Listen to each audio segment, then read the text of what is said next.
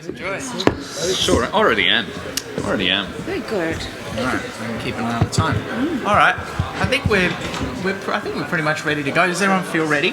Yeah, except Are we are we? live? This is live. Good. It's good timing. Hello, Hello. welcome. Oh. Hello.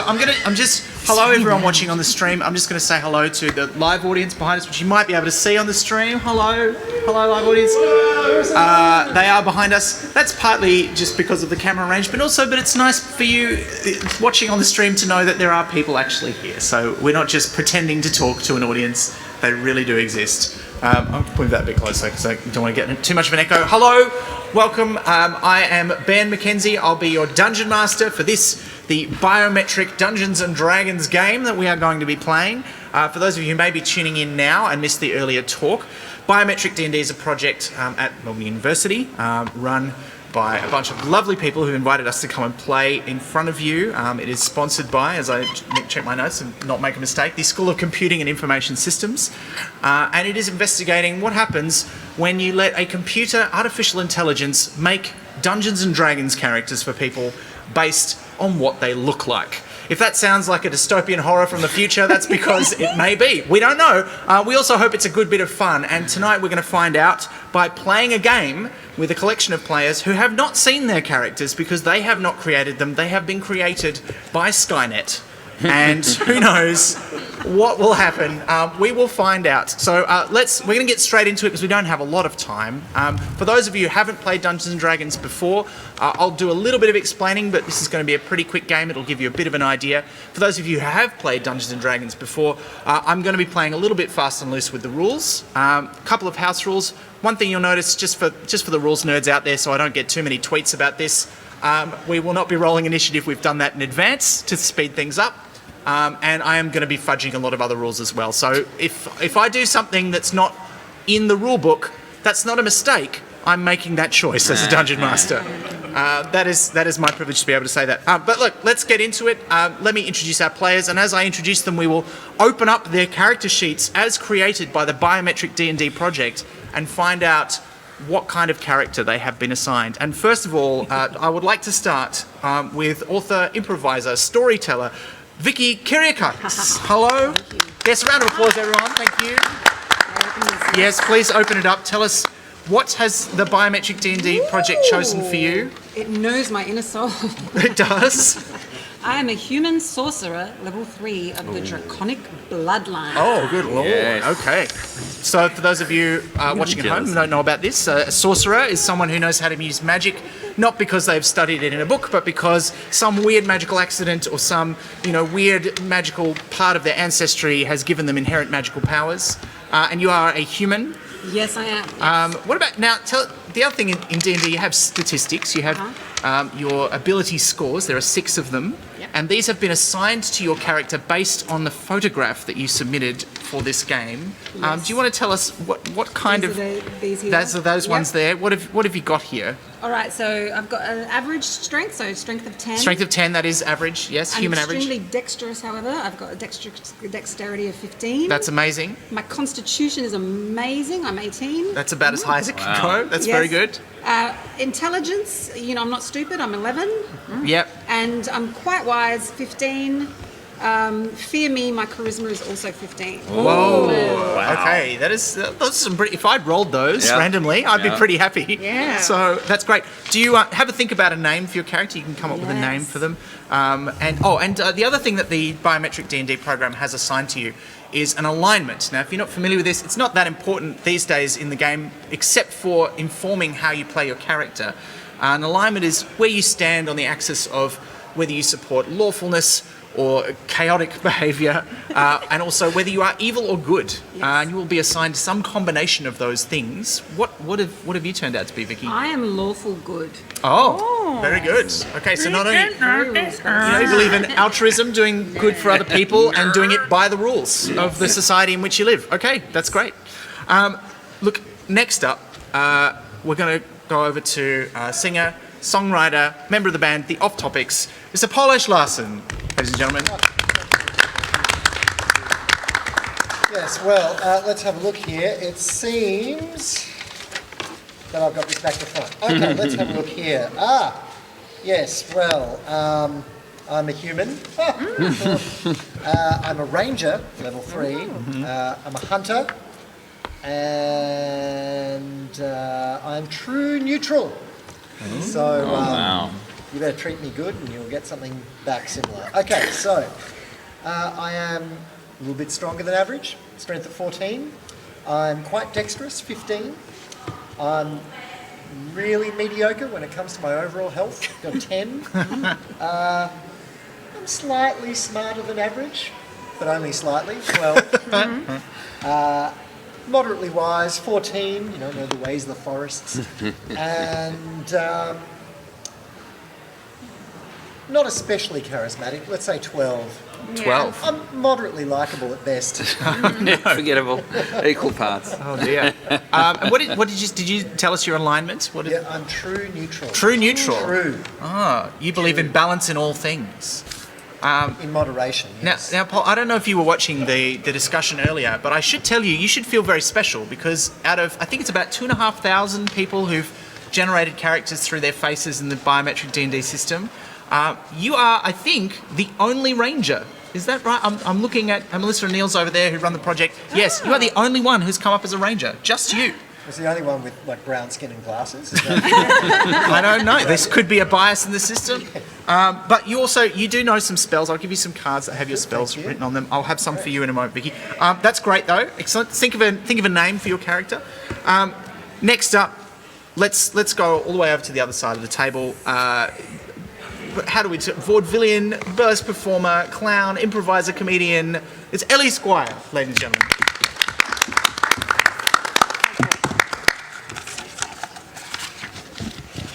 Yes, I'm a human wizard. Oh, that's exciting. Okay. I have a strength of 12. Yes. Yes, so pretty strong. Dexterity 11. So it's okay, I guess. Constitution 15, very hearty boy. Intelligence 16, pretty smart. I've got wisdom of 14. And charisma 14, so I'm all right. Yeah, everyone's doing pretty well. Yeah. Notice that last time I randomly rolled a character, I had much better, worse stats than any of you, I should say. That's pretty good. What about your alignment? I'm neutral evil. Okay, that's quite amazing. Yeah. I'm afraid about this, though. Yeah. Okay. But you're a wizard, so you know lots of spells. Here's a whole stack of cards with spells written on them. That's exciting. Have you played? You've played quite a bit of D&D before. Have you played a wizard before? I haven't played a wizard. Okay. All right. No. This is exciting. Are you going to have this? It's going to be exciting. I'm excited. Yeah. I usually like to be a smashy boy, so we're going to try and figure that out. Okay. All right. All right. Excellent. Excellent. And finally, sitting immediately to my right, your left, if I have remembered how mirrors and cameras work, we have musician, comedian, and you might know him from Tripod. It's Scott Edgar, ladies and gentlemen. Hello everyone. Oh, this is so exciting. Let's see what the old computer reckons I look like.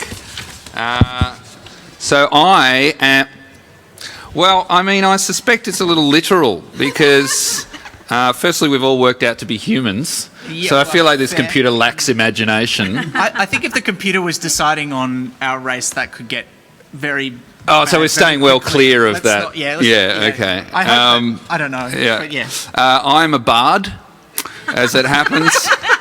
What? So that's I got to really Of dig deep for that one. I have average strength of 11. I'm slightly dexterous. 15 dexterity, constitution of 11. Wow, I'm pretty average. Intelligence of 10.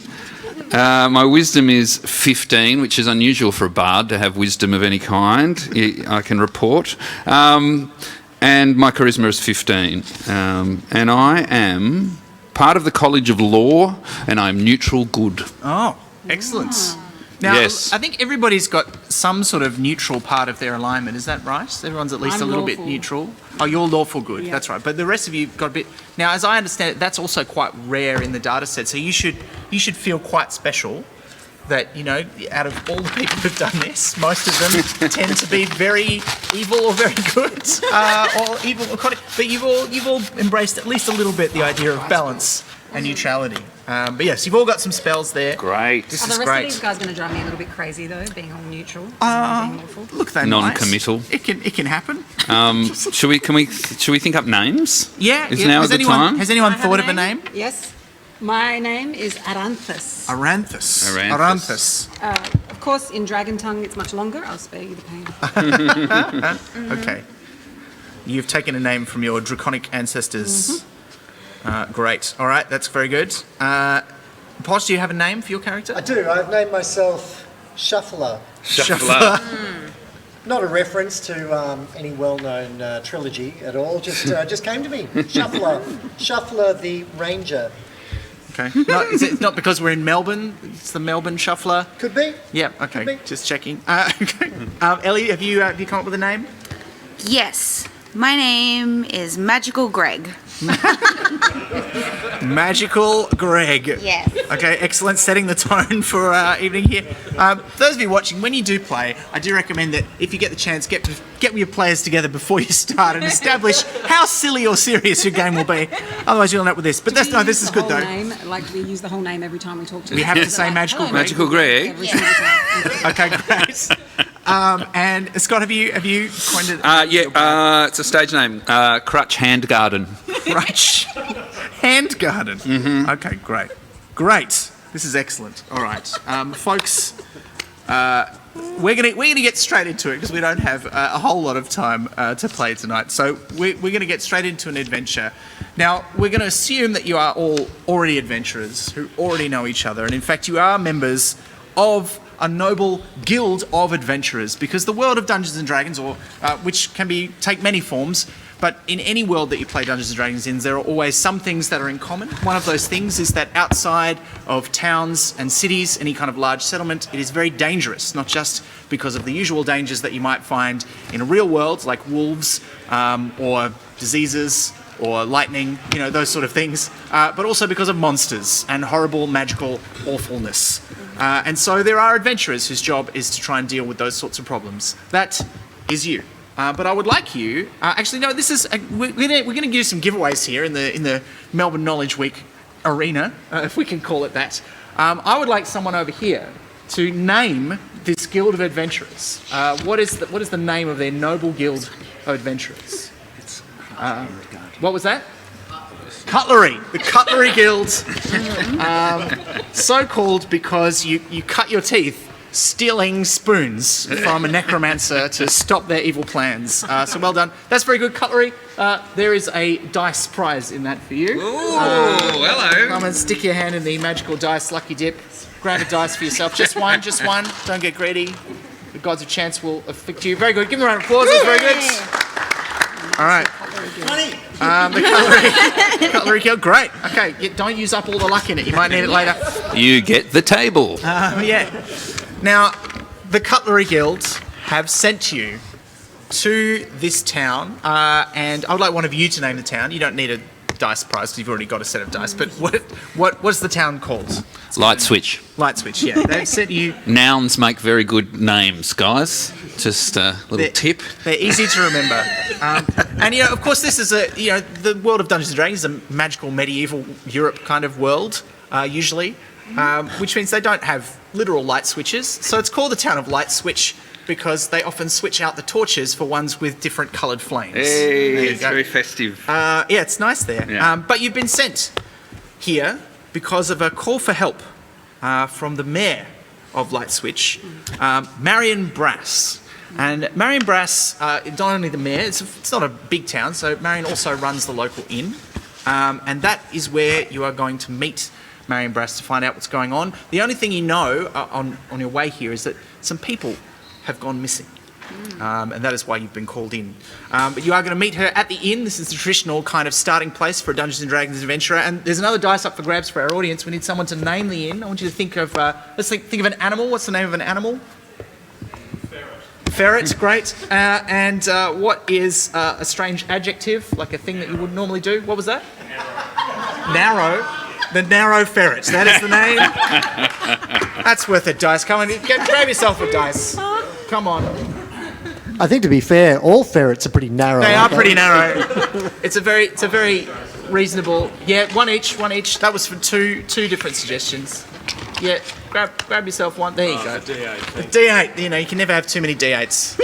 That's a lie. You can. But anyway, that's great. So you're meeting at the Narrow Ferret Inn to meet with Marion Brass, Mayor. And as you enter, there are a few people in there drinking, eating, looking a bit confused and miserable. Clearly, things haven't been going so great in the town of Lightswitch. You can see, in fact, that all of the torches on the walls in their sconces inside the inn, because it is starting to get dark, are just a regular flame colour. So clearly nobody's really been too excited about changing the festive This place has gone downhill since last time I was here. They really don't care anymore, you know? They've given up. It's terrible. Yeah. I spend all my time in the forest guarding the true balance because I am true neutral. Is he But going I- to say that every time we walk into a bar? But Catchphrase. I'm very happy to be here at the tautologically named Narrow Ferret. As you can't open the door and come in, everybody looks at you. If this was a Western, the piano would stop playing. It's magical medieval Europe, so there's no piano. Instead, someone's just in the corner going, plinky, plinky, plink. What? And they look at you and everyone's I'm like, sorry, who are these people? they were saying plinky They were plinky. saying They were it, just yeah. sitting They there don't even saying know it. why. It just seemed appropriate. And then as you walked in, it seemed appropriate to stop. Hark thee, that's a merry tune. The person in the corner, sort of, who's a halfling standing on a box, sort of just bows at you and says, "Thanks," and it looks confused because they don't know who you are, and they're not used to strangers, and they're all a bit on edge. You can tell. I'm gonna like wave at that, like make sure that the guy in the corner clocks my face. I'm assuming he knows who I am, and that it'll like lift his performance a little bit. But I also don't want him to feel too nervous that I'm there. So sometimes I'll roll just to see, you know, so I don't have to make a decision. Yeah, he knows exactly who you are, and in fact, he's a fan. Yeah. Oh, here we go again. Very, very into it. And in fact, you see him lean down and speak to somebody next to him, and you can just hear the whisper of, "I think that's Scratch Handguard. I think it's Scratch Handguard." and someone else going, "No, surely a bit tall. No, I think it's him. I think so." So yeah, there's a bit of excitement over that. Awesome. But yes, you are here though for a purpose. You can see that there's a woman behind the bar who looks at you as you come in, and she's looking a bit less freaked out than everybody else. That's probably the mayor. Probably. That's probably the mayor. Well spotted. Does she look? I say loudly to Aranthus. Does she look like she's given up? Does she look like she doesn't care about her town anymore? Do you want to just make up an answer to that, or do you want? Yes, she looks as if the gods have stolen her soul and sent it to hell. She does, in fact, look pretty harrowed and upset. Yeah. That's because this place is a dump. I'm evil. Magical Greg does not like Lightswitch. All right. Greg See- is short for gregarious. All right. Do you make your way over to the bar, or did you? Yeah. I just want to say that being true neutral, I don't mind Magical Greg half the time. Honestly, it's been a 6-month walk here, and they've just been talking about their alignments the whole time. Oh dear. We do, in fact, walk up to the bar. Okay, Mostly great. because I would like to get a drink, but also I'm nosy. Yeah. Okay. Well, you get up to the bar, and you know the woman at the bar is doing the time-honoured thing that all people at bars do when you enter a bar, which is just cleaning a mug. There doesn't seem to be any point in doing that because both the rag and the mug are still dirty, but she's doing it anyway. Germ theory has not yet reached the worlds of Dungeons and Dragons. But yeah, she looks at you, gives you a bit of a critical look. Do you go first, Magical Greg? Yes. She looks you up and down. How are you dressed? What do you look like? I am wearing a sparkly red robe because I am a bit of a snake oil salesman of a wizard. Okay. Yeah. So I've got a bit of flash to me. So some of my spells don't work and I know it. Okay. Wow. All right. Do you say anything? Do we know it? Do they know this? No, I'm a very good actor. Great. I'd like a whiskey. She looks you up and down and says, "All right, that'll be a gold piece. And she like leans down and brings up a bottle, starts pouring you a drink.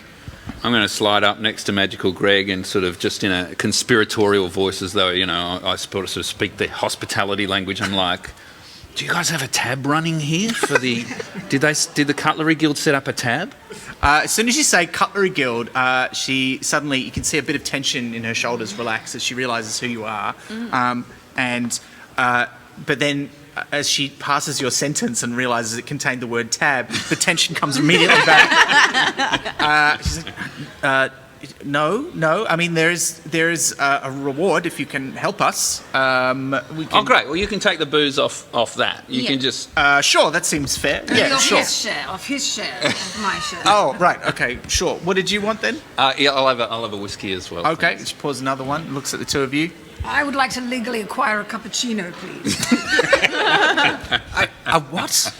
Cappuccino. A cup of... What is a chino? What, a cup of chino? I don't What? know, but it's sort of darken the middle bit and then put a bit of milk. Oh, some burned milk. Yes, we on can top, do that. please. And Thank they you. just Don't waves forget at the somebody. chocolate. There's like a pail of milk is brought up from the cellar, and somebody starts, applying a small flame to the top of it. Fantastic, exactly how I like it. And Shuffler? Inkeep. I will have 2 drinks served to me on a scale. They must weigh exactly the same. Honestly, this guy's the most Do you know you have a problem with making decisions, Shuffler? No, I serve the balance. The balance. And a balance does come out, and 2 drinks are poured in it. It takes approximately half an hour to get them exactly the right to match to your specifications, during which time you have a conversation about the actual mission that you're here to do.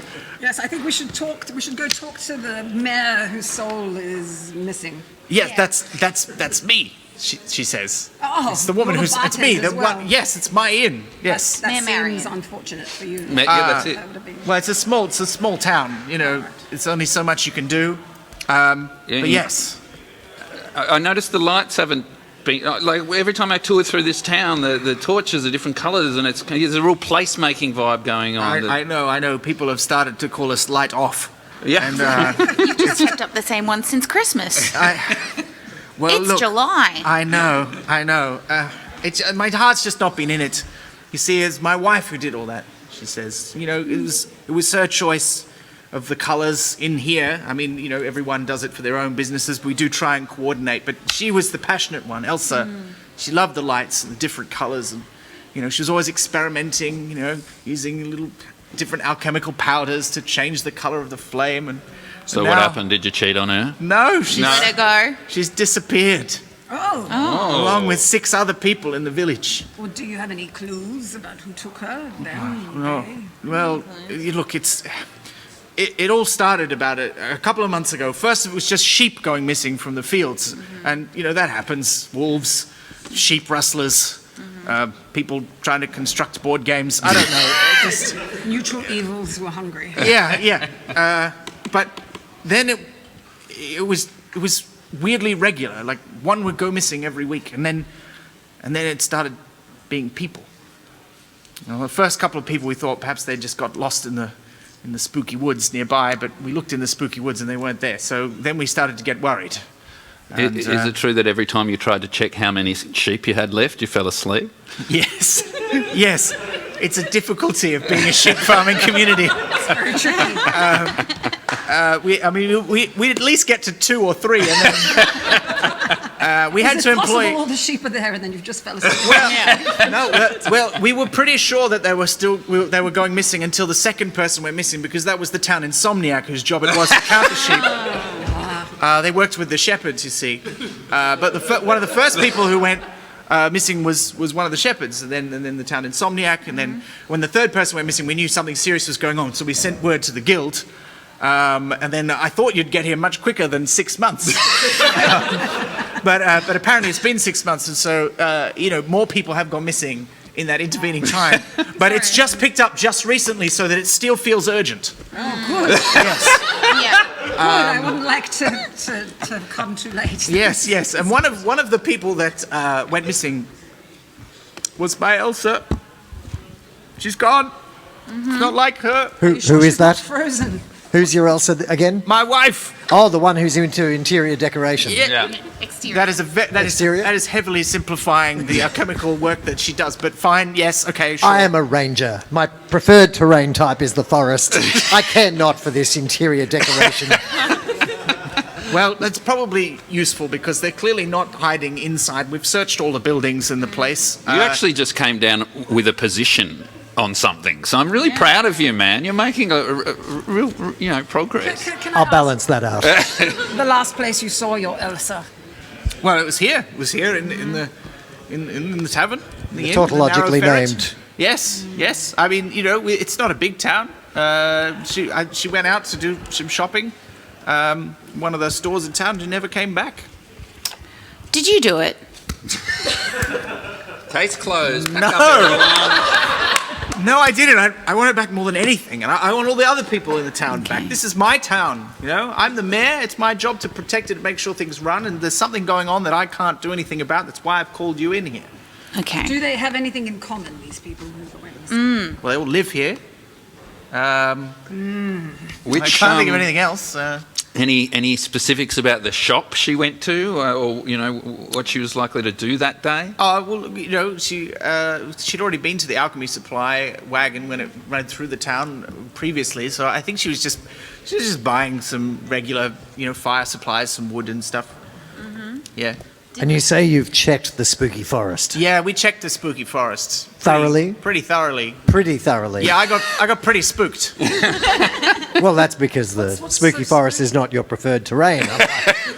Look, the only other person that's really worth talking to is, that guy over there. And she points over to the corner, and there's like a dragonborn man, like it's a sort of like a humanoid dragon figure, wearing a robe with a big cowl over the top, and just sort of sitting there over a big mug of ale, not talking to anyone. And you notice that they're the only person in the whole place sitting by themselves. Bad breath. Leave this to me. It's Aragorn. I'll go and talk to him. No, his name's not. You'll figure it out.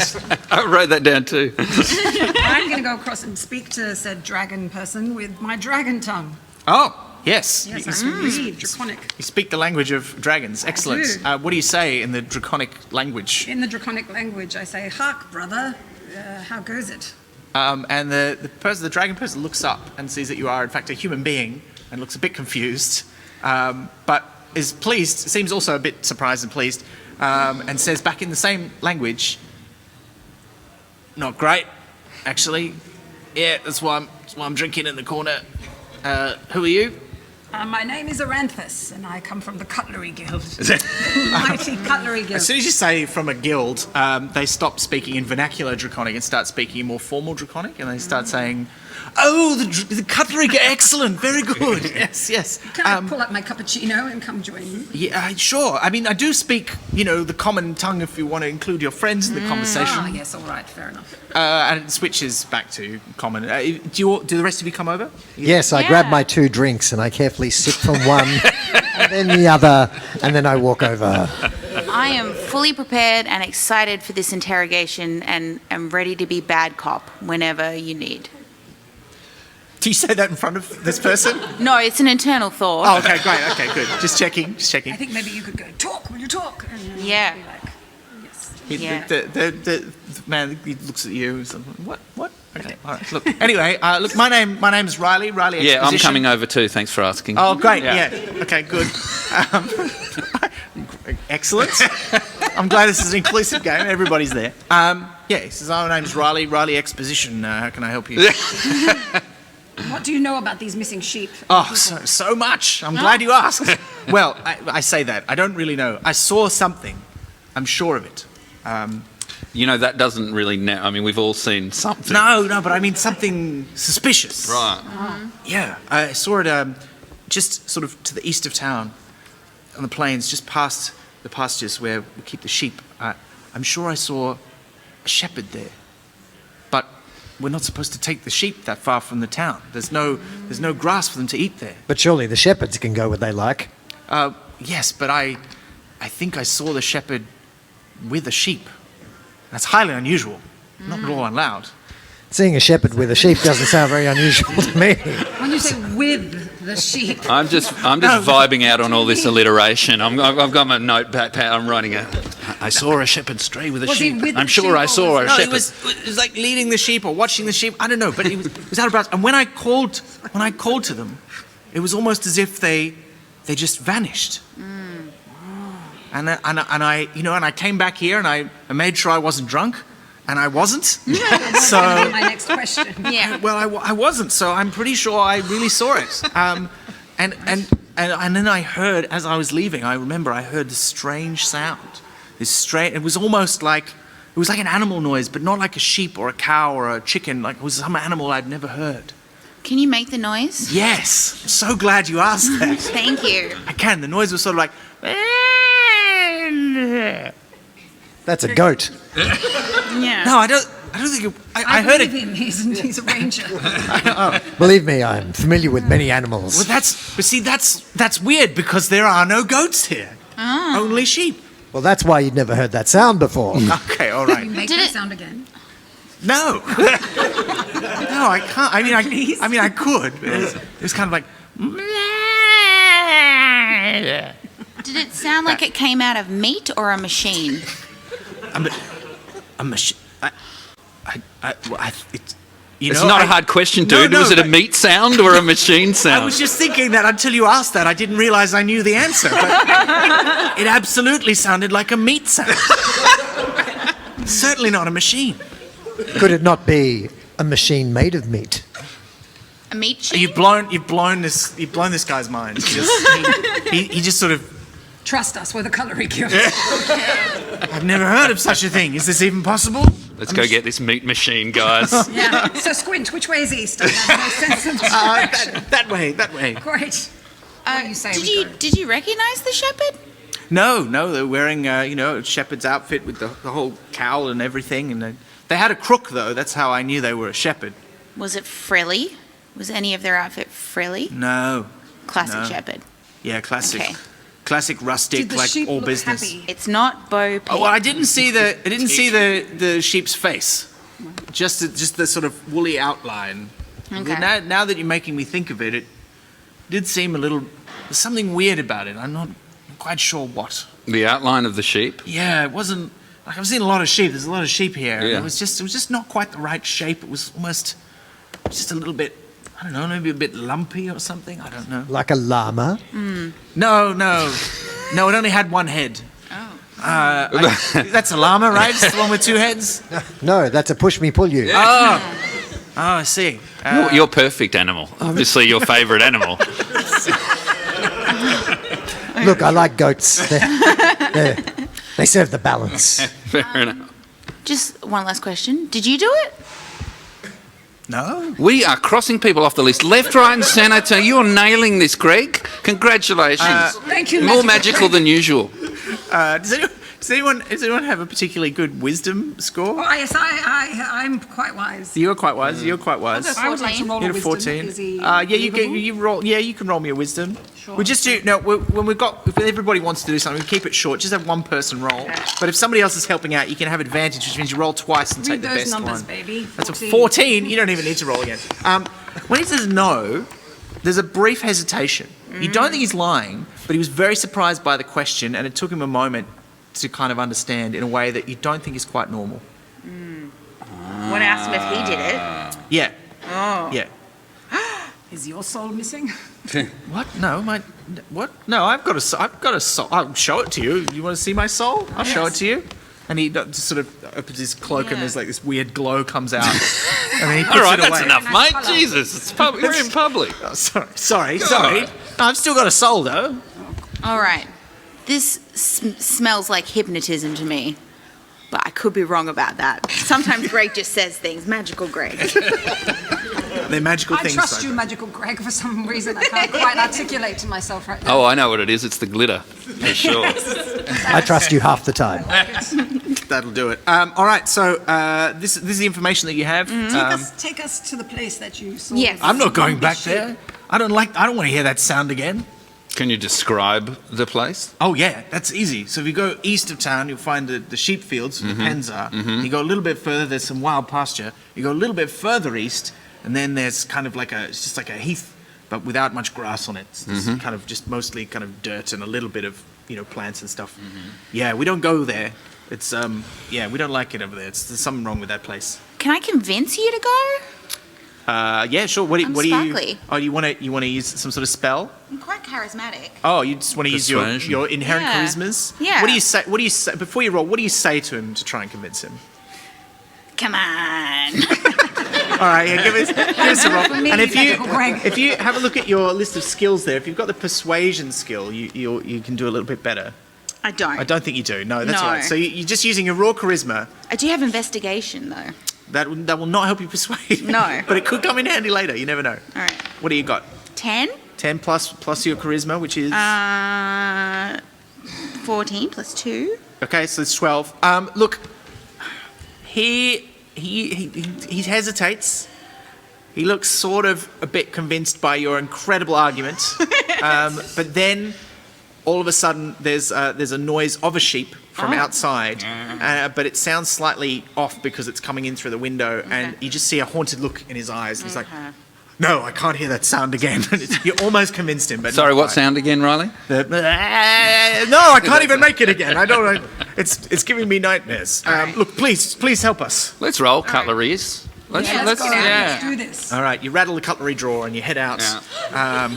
Carrying cup And, my cappuccino. Yes. Oh, you don't drink the cappuccino in the half an hour it takes to balance Shuffler's drinks correctly.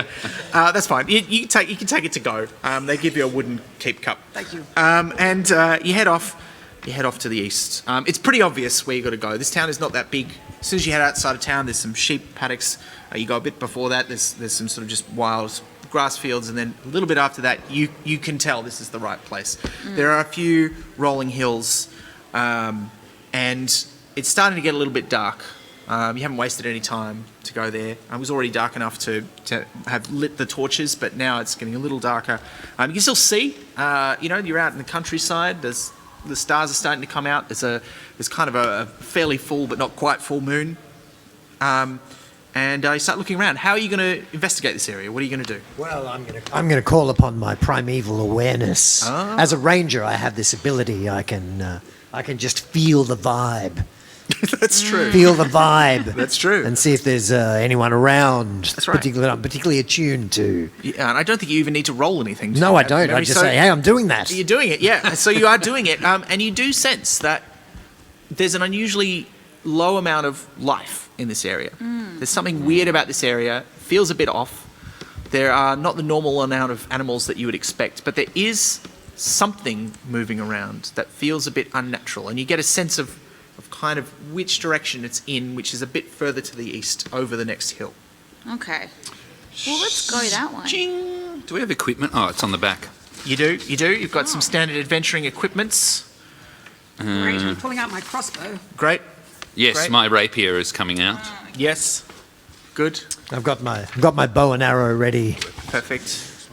Can I have a good look around as well? Because I'm very good at investigating. Yeah, is there anything in particular you're looking for? I'm looking for traces of magic and shimmery. You sort of like... Yeah. Do you know the spell Detect Magic? Would you like to cast that and see if you can tell if there's been magic here? I don't think I do. Objection, leading the witness, Your Honour. Wait, it's a short game. Short game. I've got one, but I don't think it's appropriate for now. Okay, that's fine. But you can just sort of use your awareness of magic to see if there's Yeah. any signs of magic around here. So yeah, give me an Arcana roll. Is the appropriate skill. You're gonna get this. I got a good feeling, Magical Greg, and that was me giving bardic inspiration. Oh, excellent. Okay, well that means It's 5. well you can also I'm not plus so confident about your bardic inspiration. plus your Arcana score there. Which is 5, and then can I also add investigation because I'm looking? No, we only get to add 1, but you have been inspired by your bardic friend, which means you can roll. Is it a D6? It's a D6 if you choose to use it. If you choose to use it now, otherwise you can hang on to it and use it sometime in the next minute of game time. No, I want to look now. So bards have the 6. ability to inspire others. 6, so that's a total of 16. Is that right? Okay, that's good enough. All right, so See, I told ya. You can't magically sense if there's magic here. You need to cast a spell to do that. But you look around with your magical Greg eyes, Yeah. and you see the signs of there's been magic done here. You can see there's like some scorch marks over there that you think probably, according to the pattern, weren't made by fire. You can see. There's a slight smell on the breeze that reminds you of some sort of reagents that you've used in spells before. And you can't quite tell what kind of magic, but you're pretty sure somewhere nearby, probably further to the east in a similar direction, there has been magic done. All yes. right. Let's go east, baby. All right. Which way is east? That way. Well, I mean, just ask Shuffler. Shuffler will know. Shuffler, which way is east? It's actually slightly more that way, Oh, wow. but only slightly. Let's go. Okay. All right. Yes, you go over the hill. As you go over the hill, you realise you can see a figure moving around. And the figure does indeed look like a shepherd. They're wearing robes, they've got hood on over their head, they are carrying a crook, and they do appear to have a sheep with them. But just as Riley Exposition said, there is something slightly off about the sheep. It is a little bit lumpy is probably the best word. You can't see it clearly from here. Like there's starlight, there's moonlight, but the shepherd is kind of between you and the sheep. What do you want to do? I want to touch him. Well, he's still like a good 30, 50 feet away from you as you crest over the top of the hill. Oh, okay. But you could run down the hill and touch him if you want. I'm going to throw a shocking grasp. Wow. Oh, well, Just take the lid off. Bang. You will. You'll need to run down there and touch this well, shepherd I to was do hoping that. to just throw But it you do Guys, have We don't need to get into just killing this person straight away. you do have some ranged spells though. You can cast a magic Oh, no, you missile were if just you gonna want. touch him in I a have. non-lethal way. Yeah. Stop him. Oh, stop. Well, he's just sort of wandering around. Doesn't need to be going I'm anywhere. going to use my rockstar face. I'm going to use this guy. Oh, really? Yeah. What are you going to use it for? Well, I'm gonna walk up, arms, wide, and sort of expect that he's going to be impressed that it's me. Okay. And While you do that, Yes. we'll go for the lumpy sheep. there we go. Great, love it. And I'm going to try and touch him and use my identify spell. Oh, right. To see if there's something magical about him. Yeah, see what I'm it gonna does. I'm gonna allow this as a slightly unorthodox use of this spell because why not? Let's do that. All right. So you're gonna go. See, first you're gonna go first. Is this the idea? Yeah. All right. So, my brother, you're so it's late at night and you're miles away from town. There's a good gig on tonight. What's going on, man? as soon as you talk to him, he sort of stops walking. Yeah. And the sheep stops walking, and you see his head sort of cock up a bit, but he doesn't turn all the way around. Mm-hmm. He's clearly listening to you, but he doesn't turn around. So he's not looking at me. He's looking away. He's stopped and his head has moved in a way that indicates he's listening to you. He's heard you. I'm like, don't be shy. You can look straight at me. The stories aren't true. You can look straight in my eyes. Nothing happens. I'm so lonely. His head moves again, and this time, as it does so, you hear a weird kind of guttural kind of noise. Meat I should noise. have used a It is a bit of a meat noise. It's not the noise that Riley gave, but it's definitely a meat noise. Yes. yes. Now I'm going to become blurred so that I can go steal the sheep. Oh yeah, right. Okay, so you become so this makes it hard to see you. You're not Yes, invisible, but it's no. very hard to determine exactly where you are. Correct. Fine. That's fine. We'll do that. Okay, you cast a spell. Anyone else doing anything before things kick off? Because I can tell you that's about what's have to happen. I have to say that Shuffler is a little perplexed by what's going on. After all, these folk know nothing of being out in the wild or the balance. But I, as a ranger, have an ability that none of them have counted on. I can speak with animals. Yes, you can. I'm going to talk to the sheep. You cast your speak with animals spell. What do you say to the sheep? Bah, Translation. bah, bah, bah, bah, bah. Oh, Which is sheep for? We'll pretend it says a comic book and there's a little asterisk down the bottom. It yes. says translated from the sheep. speaking sheepishly, Yes. I approach the sheep and I say, "Hey, brother, what are you doing? There's a good gig on tonight. Come on." All points attack. The sheep also shifts its shoulders and moves its head in a way that indicates it has heard you and understands you. So come on, you can look me in the eye. But unlike the shepherd, it does start to turn around, and as it does so, you realise there's something really not right about this sheep, and it speaks back to you, but all it says is "eat" in sheep language. Oh no, there's zombies. Okay. And at this moment, I'm going to say that we would be rolling initiative. This is what normally happens. But to save time, I've rolled it in advance. So we're going to go into combat, and I'm going to tell you what order you're going to go in. Polash. Yes. Shuffler is the fastest one off the mark once this happens. So Correct, what do because you, I serve the balance. You do. How close to the sheep did you get? Are you right up in its face? Or No, you sort of- I'm just close enough to talk to it. So I'm not right next to it. I'm a good, 5 metres away. Great. Okay. What do you want to do? Well, I'm still holding onto that bow and arrow. I'm going to put an arrow right between its sheepy bits. All right. Yeah. Roll me an attack roll. Okay. All right. So on your sheet, you'll have in the middle there. There'll be a thing that says longbow, and there'll be a little plus something next to it. Yes. Roll your dice and add that. Yes. We're looking for one of these. Aha.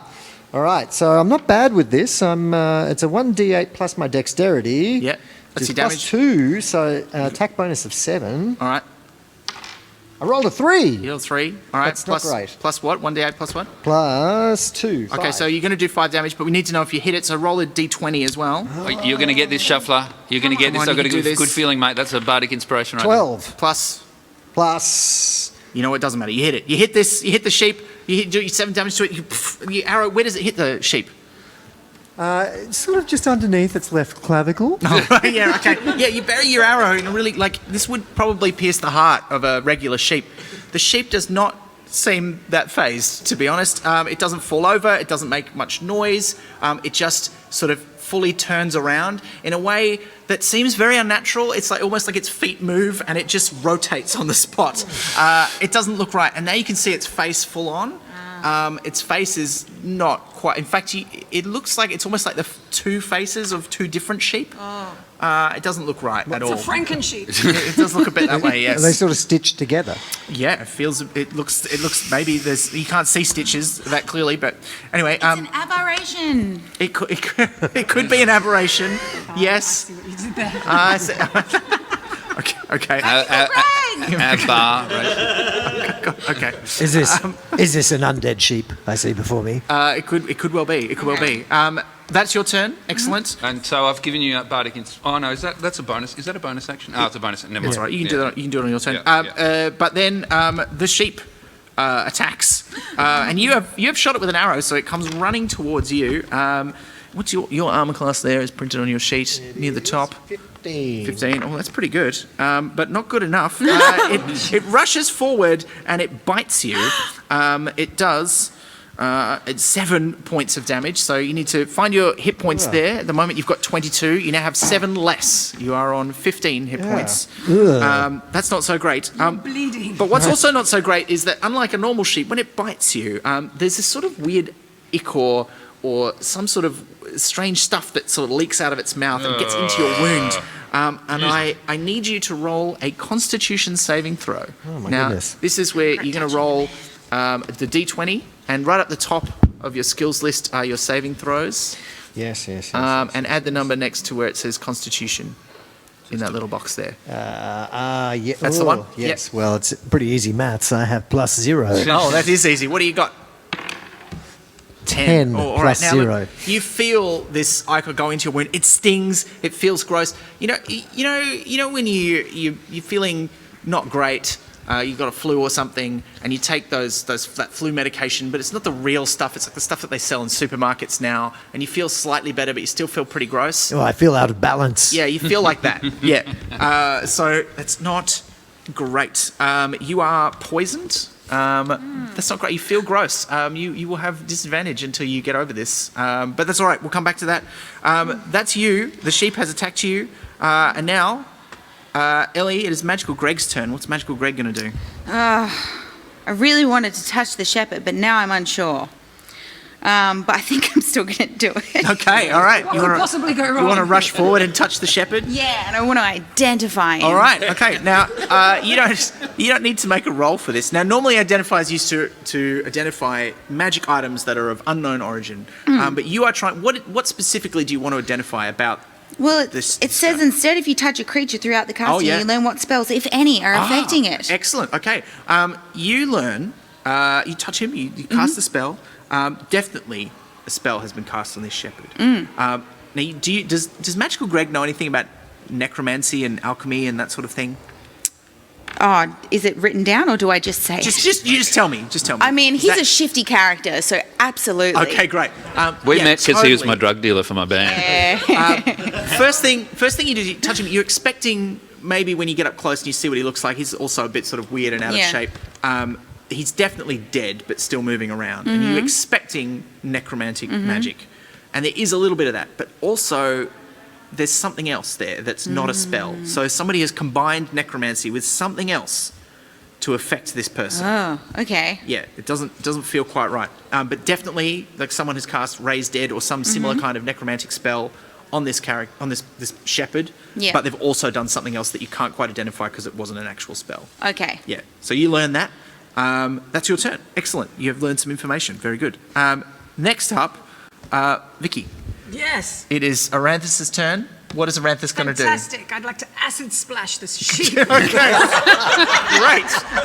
So you run forward into range and you're going to splash Hell with acid. the sheep. Yes. Actually, you don't even need to run that far because it's got quite a good Bubble range of on it. acid.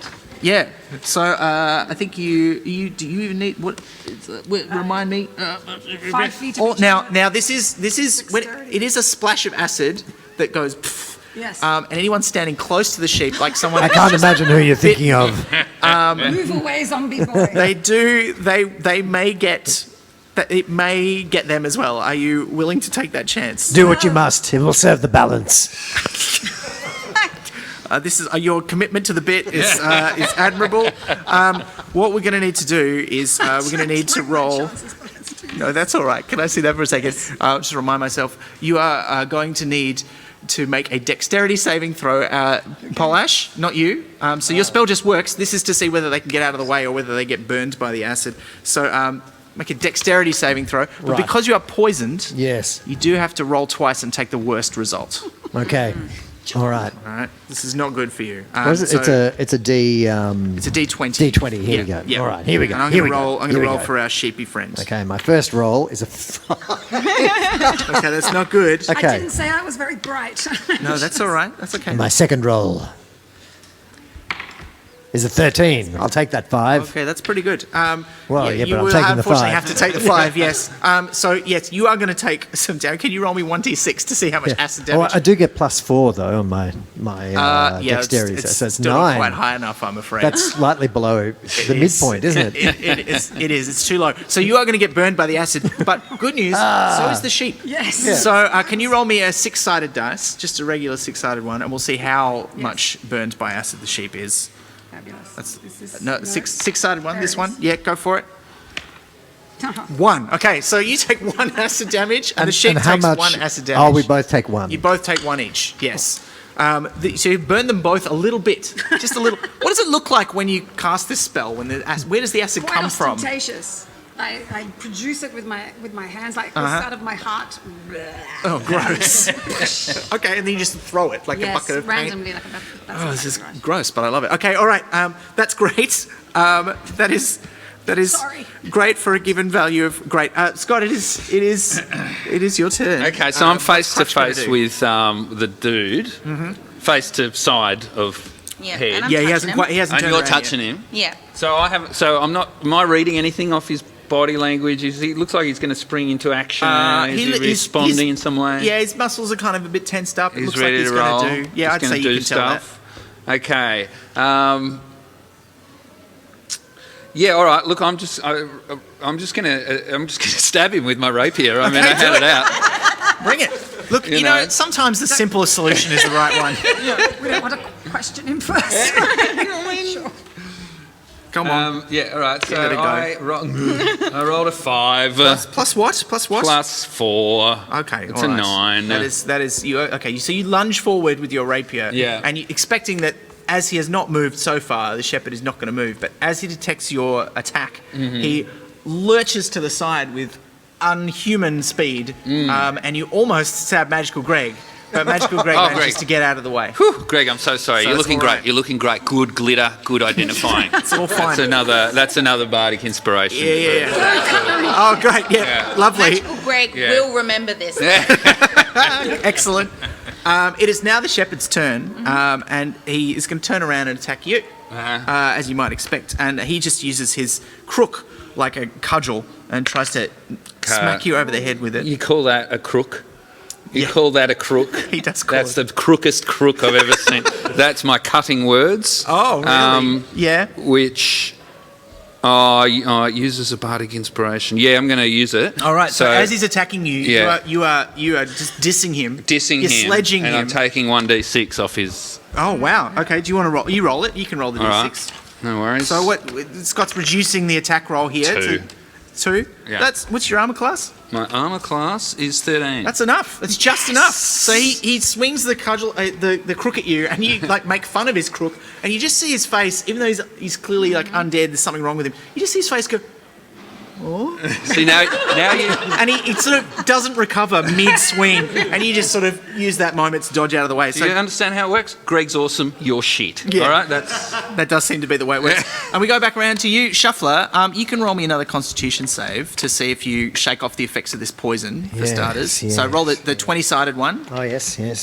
And you don't add anything, but how'd you go? No, that's not good enough. I got Okay, an so eight. you're I got still an 8. you're still not feeling great. The sheep has stopped biting you though, but the ichor's still in Small your wins. veins. Small wins. I'll take them. They serve the balance. What the sheep is a bit. It looks a bit injured. Like part of it is melted by the acid. You've hit it with the arrow, and a little bit of its leg is starting to like come a bit loose, but it's still able to move around.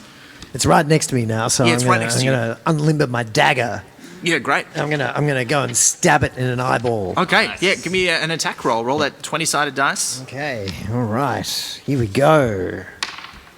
12. Plus 12 your... plus my dexterity for a dagger. That's plus 2. 14. Okay, that'll do it. That'll do it. It's a sheep's right there. You hit it. Roll me some damage. Okay. All right. So It's a D4. That's the pointy one, I think, for a dagger. Yes. What do we got? It's a 4. It's the top bit, right? That's good. Four. Plus Four another plus 2. 2. So that's 6. 6. Oh, okay. Where do you stab it? In the eye. Right in the eye. Okay, Right in the eye. You do. You stab it right in the eye. Yeah. And normally you would expect an animal to react when you do that. Yeah. This sheep does not react very much, except that its eye does, get stabbed. Let's not describe it too graphically. I don't know who's watching. But yes, you stab the eye right out of the sheep, and it sort of stands there for a moment, not even reacting for a second, until then, comically, the leg that was already a bit loose does fall off. This sheep is on its last 3 legs. It's not looking good. You're pretty sure one of you could finish it off pretty quickly if someone else were to attack it. But it is the sheep's turn. And it does want to bite you again, so it's gonna have a go. But how do you dodge out of the way? It does miss you. Well, it's lost its depth perception now. So I shucked that one eye out like an oyster out of its shell. Very good. So move away from it, but puff up really big. So it's really confusing for it. It does. It's from the sheep's perspective. It's like a crash zoom in Jaws. It doesn't know what's going on. All right. Yes, you have avoided the sheep, but it's too angry to do anything else, and also falling apart. So that's its turn. Magical Greg, what do you do this turn? I would like to firebolt the Whoa. shepherd. Okay. Yeah. Do it. Unleash fiery hell. Yeah. Do it. Yeah. Roll an attack. All right, cool. Yeah. 18, baby. Oh yeah. You Magical hit him. Greg. Roll me some damage. How hurt is this shepherd? Is that 4 or 6? I think for firebolt it's look, it'll say. I think it's 10 actually. Oh, yeah. Yeah. This guy? Yeah, that's the one. All right. Roll it. 5? Okay, yeah, 5. What does your firebolt look like, by the way? Give us a bit of magical flavour here. I am very inspired by the film I haven't seen yet, Spider-Man. Oh, right, okay, yeah. So the fire comes out of your wrists. Yeah, because I've got big wizardy sleeves. and I'm like, Okay.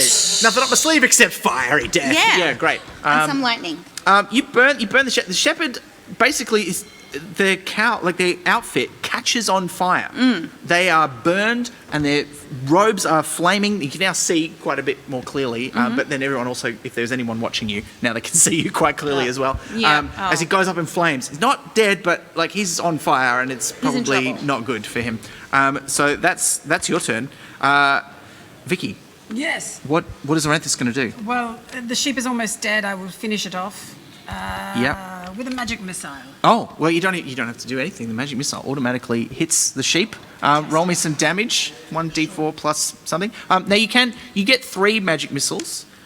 and you can choose to split them up if you want, and they can each hit different targets. So you could hit the sheep with one and hit the shepherd with two. You could hit one of them with all three. What do you want to do? Or you can hit me like you did last time. You could do that. But Yes, this guy's been driving me nuts.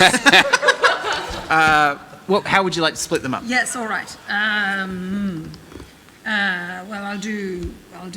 The sheep looks almost done. One on the sheep, two on the other dude. Okay. That'll do. Yeah. All right. This Just is for great. clarity's sake, the other dude is the shepherd. The sheep.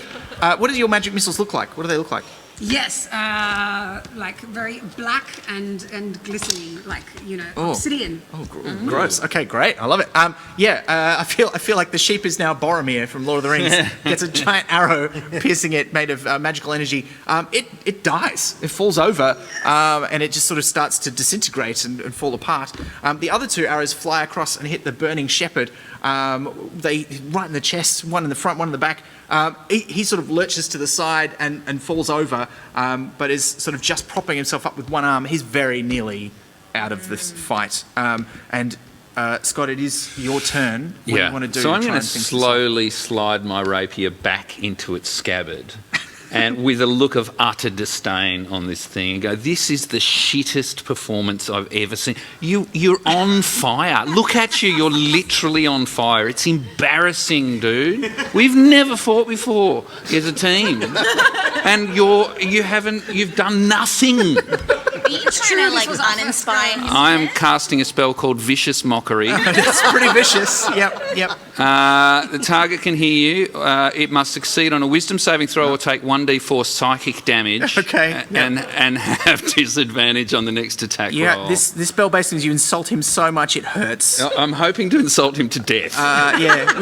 Was it wisdom saving throw? Wisdom saving throw. Okay, yeah, well, it works. And you don't even need to roll. He's so close to death. Yeah, you just see just like a small bit of humanity comes back on his face, looking upset, and then his face just sort of just disintegrates and falls over. You've won the fight. You've killed the sheep and the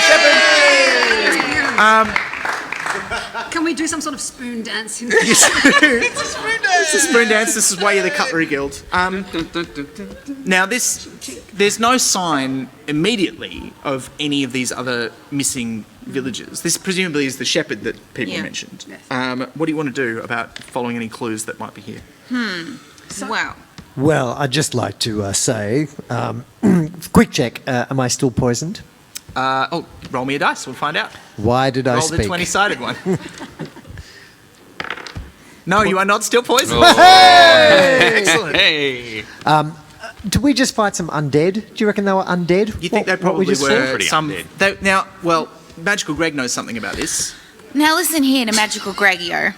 I know something about this. I touched the shepherd, and he Deeply. was deeply.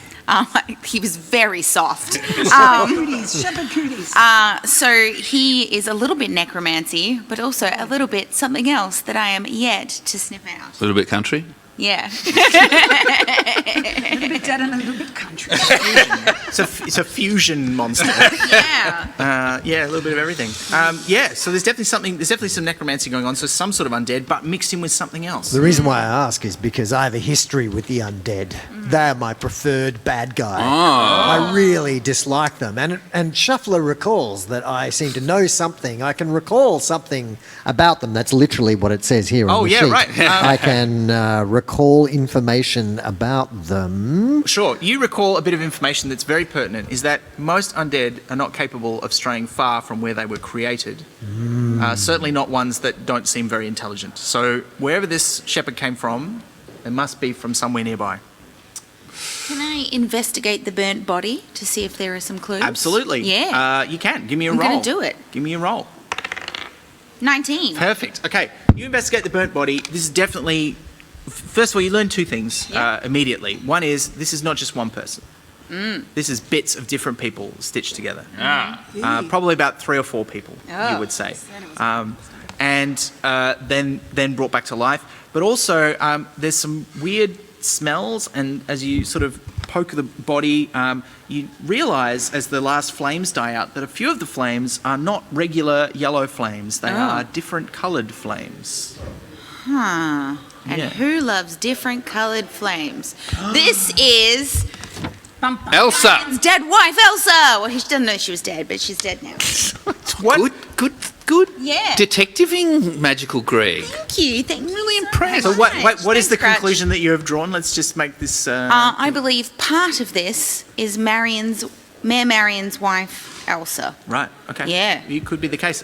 Now, the other thing you learn, that's what you learn immediately, but then as you keep poking around, you also realise that because there's little bits of residue on the coat and the body, there are some prints that you can follow, and they lead over the, well, not over the next hill, but sort of towards this sort of low mound that you can see. Okay. Shuffler thinks to himself, if only there was someone in the party who was really good at tracking things and following tracks, particularly tracks made by the undead. If only there was someone like that. I would ask you to follow the track, Shuffler, but last time we asked you to do that, you said they lead both that way and the other way, and it was really not useful. Well, tracks are aligned, you see. Do you want to follow these tracks, Shuffler? Well, it's a calling. Sure. You can follow them quite easily. You sort of can discern the vague direction, Yeah. but once Shuffler gets a look at them, you can see exactly where they go. You follow them round the other side of this sort of low mound, and you realise that it's some sort of old burial mound. And in fact, there's an entrance on the other side that's mostly kind of, overgrown with like some weeds and vines and things, but you kind of push your way in there, and there's a little chamber inside. And as you get closer in the chamber, you see two figures in there, both wearing robes, doing something. There's some sort of little altar on there. They've both got those cool wiggly daggers that only cultists are allowed to have. They don't come out of the cutlery drawer. They're from the third drawer down. So they're forbidden to use. But they're doing something in there, and there's these two hooded figures in there. We need this because we're coming to a Right, thrilling here we go. thrilling right. conclusion We need soon. some- I feel so. We need our D&D potion. Is that one? Thank you. All right, thank you very much. So what do you do? You see these two figures? They're kind of, now this chamber's quite large. The barrow's quite large. They're kind of at the other end. Are we all at the doorway now? You're all Is at that the where we're all doorway. together? Yeah, I assume. Have you tried to be sneaky about this? Yes. Pretty sneaky. How far away are we, though, from them? Look, the chamber's not that big. It's probably about 50 feet across, we'll say. Great. Can I cast a spell on them? Yeah, sure. What spell do you want to cast? I would like to cast Tash's Hideous Laughter. Okay. This is a spell that will make them be unable to do anything except laugh, essentially. Yeah. Do And then we can tie him up. Do they get a saving throw for that? Target must succeed in a wisdom saving Wisdom throw saving or throw. fall prone. Okay, all right, let's see. So there's two of them. Does it affect one person or can it hit both of them? A creature of your choice. So Okay, it's so only just one of them. So I We're will evening say the what you odds. can discern about them is the one on the left is kind of bigger, and the one on the right is kind of smaller and a bit more. Their robe is a bit more fancy. Oh. Yeah, I could probably help here. I could cast a colour spray to dazzle the other one. Yes. Oh, Then you two could tie them up. Yes. that's a great idea. Okay, Yeah. so do you want to do that? Yeah. Who's going to cast which on which one? I'll take the big one because tall people laughing is funnier. Yes. All right. I'll take the small. That's my logic. Ready in action. Yes, Can you I can. get ready? Yep. Is that if this watertight plant, this absolutely flawless plan, in some way doesn't come off, and they come running towards us, I'm going to get a spell of my own ready to cast on Okay. one of them, Yeah. and it's going to be a hold person. Oh, great. Yep. All right. And I know a good idea when I... wait, this is not on, but I'm just going to be louder. I know a good idea when I see one, so I'm going to get something ready as well.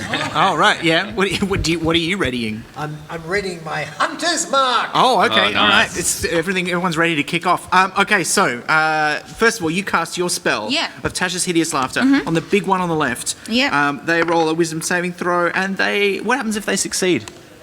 They don't succumb, I believe. So nothing happens? Okay, so you cast your spell. The one on the left manages to resist the urge to laugh. They just get out a little giggle. They're just sort of like, and then they go, what? And then they get confused, but they don't keep laughing. It's the almost other like, one laugh at that reaction. Yeah, that one's like, oh, what do you love?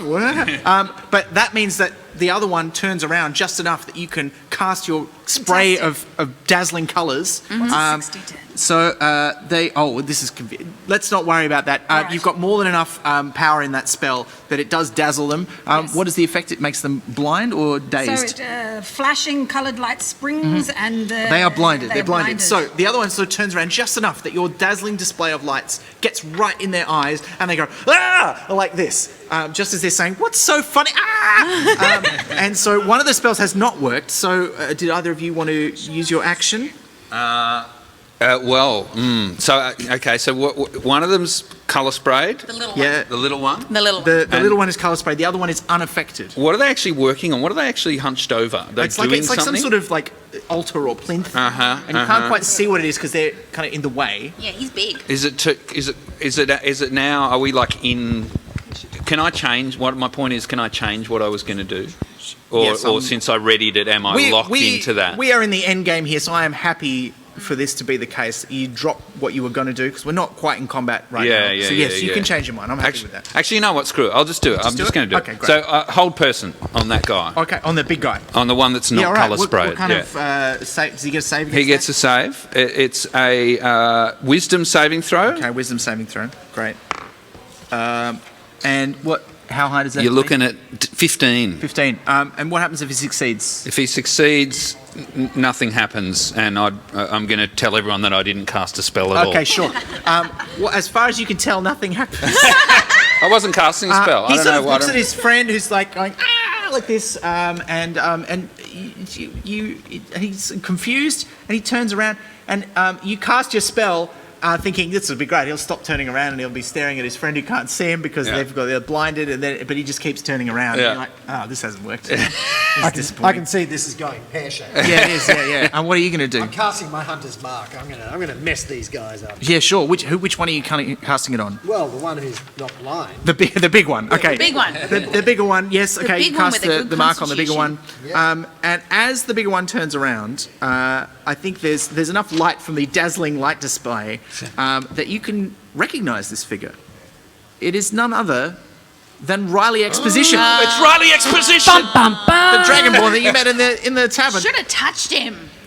He's, There was something You're always saying that, Greg. sexy about that. and he turns around and he looks a bit confused to see you, but he's staring at the four of you, and he hesitates. And then the other figure says, "Don't just stand there, kill them!" And almost involuntarily, without thinking about it, his arm goes up with his dagger and he starts charging towards you. What are you going to do?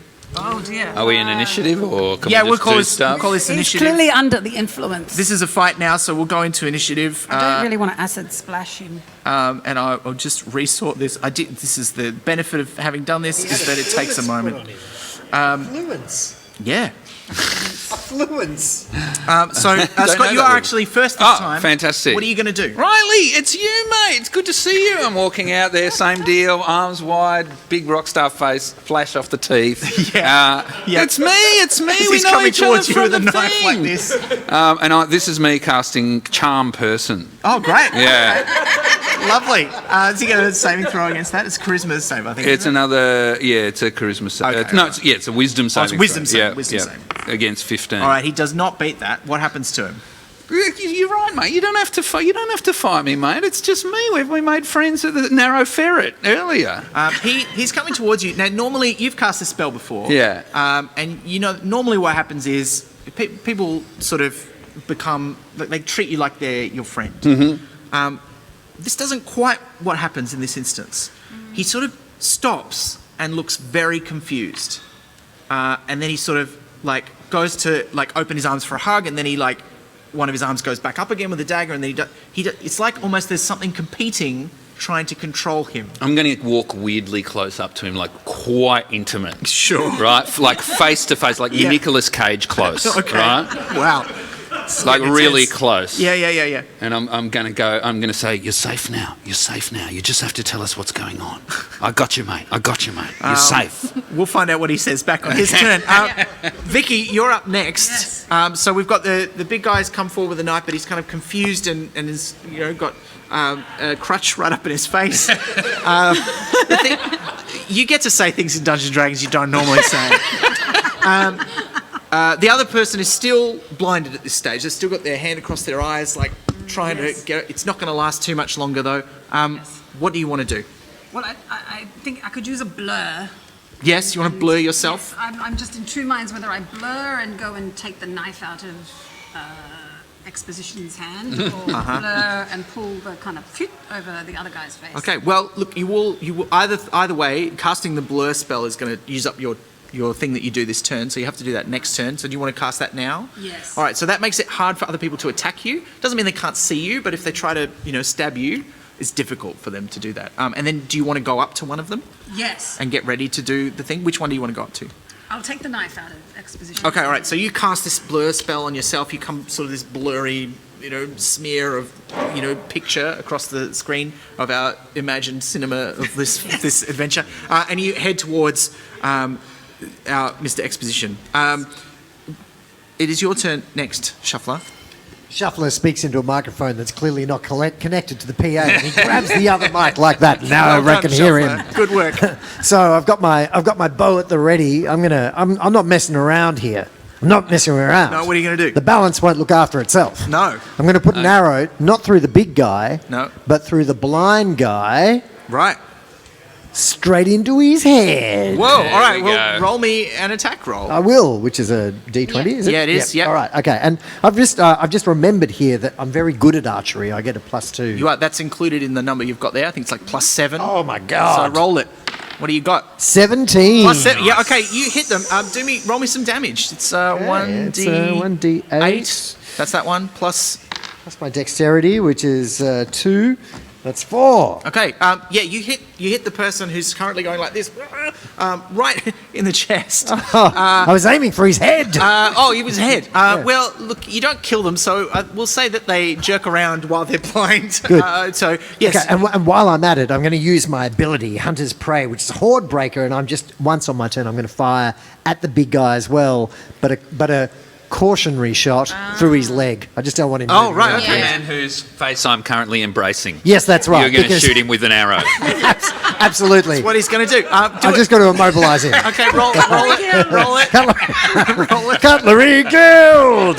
Do you fire normal arrows, or are they like big forks or something? That's what I want to know. They have a few I've tines. got a few times. All right, let's roll it. 18! Yeah, okay, all right, you hit him as well. Roll me damage against him. That's a 5. Okay, yeah, so you get one almost in the head, but just. Well, no, I was aiming for his that- leg. It's a leg. It's No, an I'm saying immobilising the shot. first one that you shot. Oh, yes, right. Almost hit them in the head, but then they move and you hit them in the chest. You hit the other one in the leg. I'm still saying you're perfectly safe. Don't worry about that. You're perfectly safe. He's doing this. In the leg. And Shuffler says the balance is preserved. Look, it is preserved, but also the spell doesn't quite overpower being attacked by other people. So that's not so great. We've got to work on our team skills. Yeah. Elliot's Magical Greg's turn. All right, Magical Greg has a plan. Okay. So I want to do that thing that sometimes like the cool villain who's joined the team does. Right. And just like be super cool. So I want to use Misty Step, Oh, yeah, okay. right? To go right up in front of the little guy and then say boo and headbutt him. Whoa, yes, sweet. All right. So Misty Step is a teleport spell. It is a bonus action spell, so you can cast it on your turn and do something else. So you vanish from where you are. Yeah. You appear right next to the small person. Now In front of. In front of. So you get a look at them. Get inspiration, I think you do. I think you might still have bardic Yeah. inspiration. But I will say, as you appear in front of them, now you can see their faces. They flail around. It's a woman. And you suddenly have a flashback to the tavern, the Narrow Ferret. And you remember there was a picture on the wall, a painting of the tavern owner and her wife. And this is Elsa, Bro, it's Elsa. the tavern owner's wife. Do you still headbutt her as you realise this? Yeah, because I'm neutral evil, and I feel like I am mostly in this for myself and self-preservation. So I want to look cool, Great. and I don't care about headbutting women. Now, Elsa, fair. Elsa is blinded, so you have advantage, so you can roll twice. And if you want, you can burn your Bardic Inspiration on this. So you can headbutt pretty well in this circumstance. That is a 1, but you get to roll it twice. Okay. I'm glad. Lucky for you. 17. Okay, that's pretty good. You don't need to add the Bardic Inspiration Yeah. to that. You do headbutt her. Do I say boo beforehand? Oh, you do say boo. You do say boo. Which means that she sort of turns her head directly to face you, giving you prime, headbutting real estate right here. And then you just bang. Can you roll me? Just roll we'll call it a D4 because you surprised her. Normally you wouldn't roll for this, but roll a D4 plus your strength bonus, whatever that is. 2, and then my strength is 1. Okay, so 3. Okay, so that's enough to hurt her, and she's already been shot in the chest with an arrow. She falls over because she's a regular human being, right? And she's on the ground going, clutching her nose, which is bleeding. It's her turn, and she's just like, Still a blur. who the heck are you? Ow! She's on the ground, screaming. Now, I'm just going to give a moment here. If you want to break out of the combat and do something else, you're welcome to at this point. You've got an opportunity as everyone is confused or on the ground in pain. Well, I'm still very intimate with Riley, locked eyes with him, and I'm really just trying to we're breathing into each other's mouths. That's how close. And what do you say? What do you say to him? What do you say? I know. I'm just going to say, just tell me what's going on, man. I'll take care of it. Just tell me everything that's going on here. Yeah. I just need to know. I can help you. Now your charm person spell has kind of worn off because he's been shot, but also. But I'm winding up my else, natural charisma at this point. But whatever else was controlling also seems to have faded off a bit. So give me a roll to persuade him to spill the beans. All right. So my persuasion is. I think you're pretty good at that. Yeah, my persuasion is +6. Ugh, 2. Oh no. No. So what do you say to him? Dude, you just have to tell me what's going on. I can take care of it. I've got it. Old crutches here. Crutches here. This is the hand garden magic. He stops for a second as he's saying this, and he sees like one of his heroes of the bardic scene, and he looks around. He looks a bit confused, and he sees like Elsa on the ground, and he sees the dagger in his hand, and he just sort of goes, "Ah!" and he drops it, and he hesitates for a second, and then he pulls the arrow out of his leg and runs towards the exit. He just legs it. He's too confused and he's freaked out. Does anyone else want to do anything? I think we can say the combat is over. Yes. I'm going to be, that's right, run away. I've spent the majority of it in a blur. Yeah, it's true.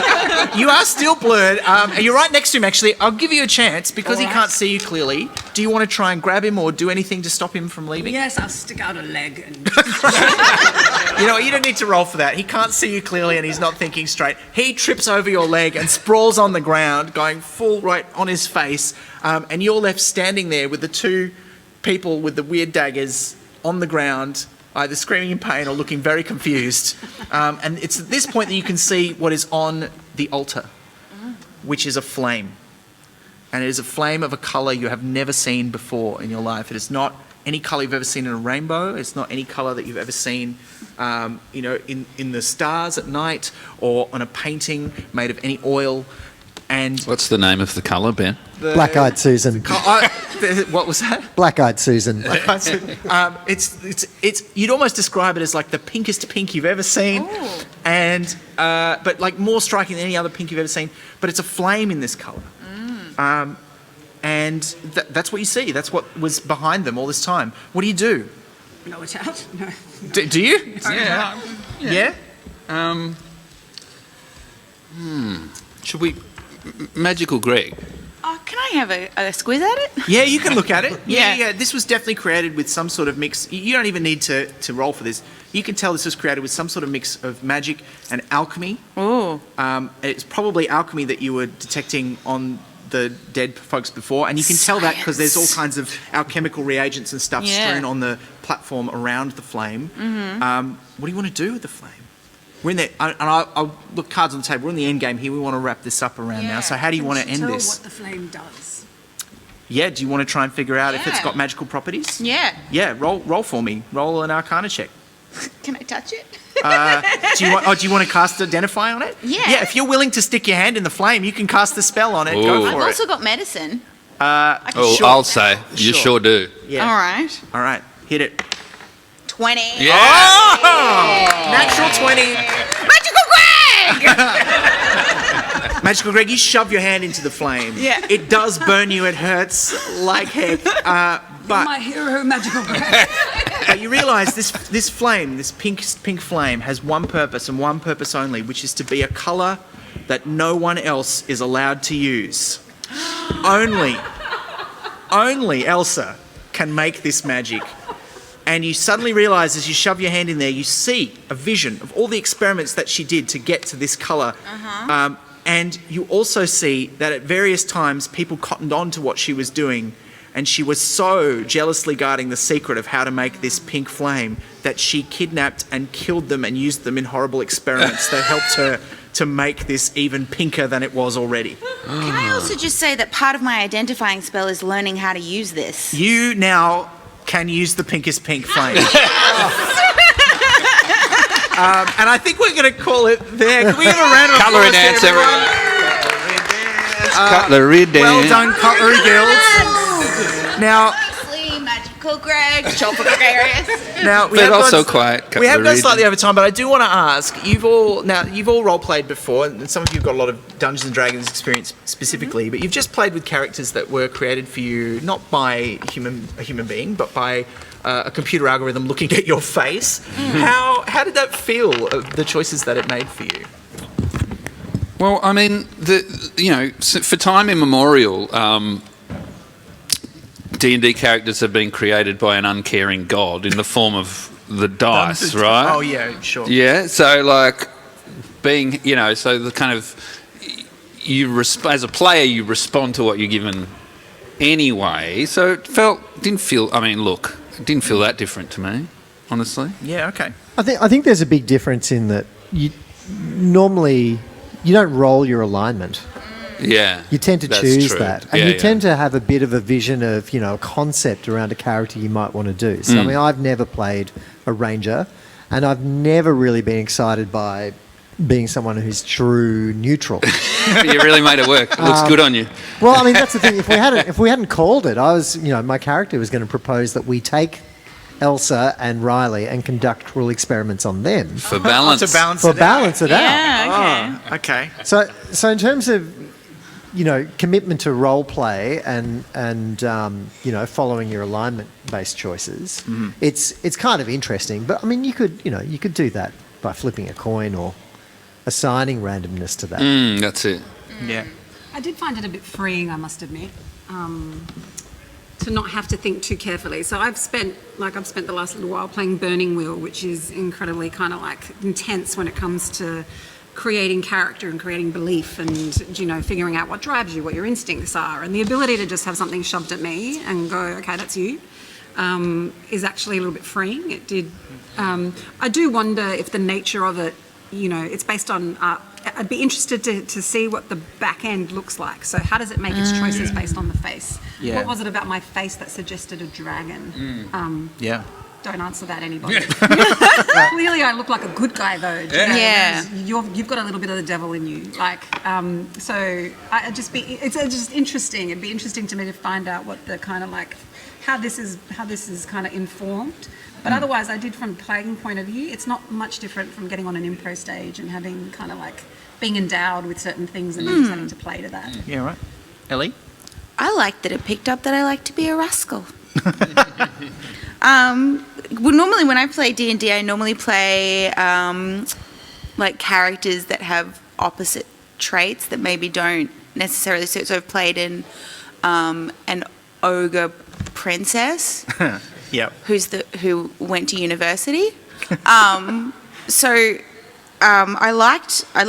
would never pick a wizard, even though I like the concept of wizard and casting spells and being able to just do stuff in that way. So I liked it. I never pick evil. I always pick chaotic of some description. Right. And I feel like I definitely played that a little more chaos than neutral. But I feel like I don't know, it was an interesting experience to just be kind of told what you could be. Yeah. Yeah. Did anyone see anything in any of the stats that you felt like, oh yeah, that's me. I'm glad that. I mean, Scott, it picked a bard for you. Yeah, that,